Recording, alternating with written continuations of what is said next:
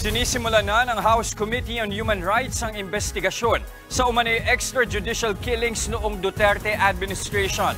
Plano nilang imbitahan sina dating Senador Laila De Lima, dating Pangulong Rodrigo Duterte at dating PNP Chief Bato de la Rosa. Nasa frontline ng balitang yan, si Marian Enriquez. Posibleng magkaharap sa Kamara sina dating Senador Laila De Lima at dating Pangulong Rodrigo Duterte.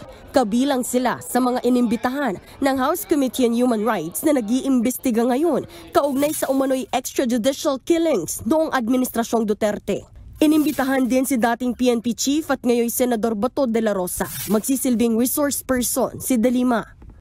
Habang gusto naman daw ng komite na marinig ang panig ni Duterte at De la Rosa matapos nilang pakinggan ang testimonya ng ilang kaanak ng namatay sa drug war. Because of the gravity of the testimonies of these victims, they should face these people and hear the complaints. Perhaps the former president would look into his own heart and realize what he has done in the past 6 years.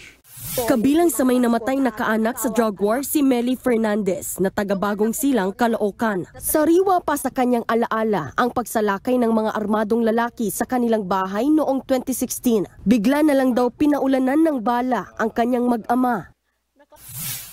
Kahit ilang taon na ngayon pero masakit sa dibdib. Bakit daw siya pa? Wala siyang kasalanan, matino siyang tao. Yun ang salita ng anak ko.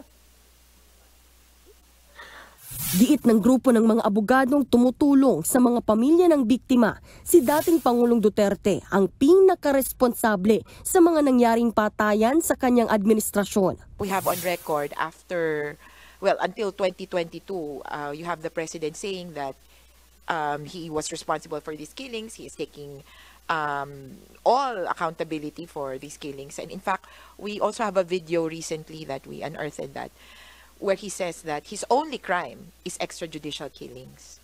Wala pang pahayag sina dating Pangulong Duterte at Senador Bato de la Rosa kung haharap sila sa pagdinig ng Kamara.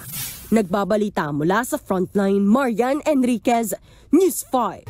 Mga kapatid, Jess De Los Santos po, huwag magpahuli sa mga umaaksyong balita at napapanahong issue sa bansa.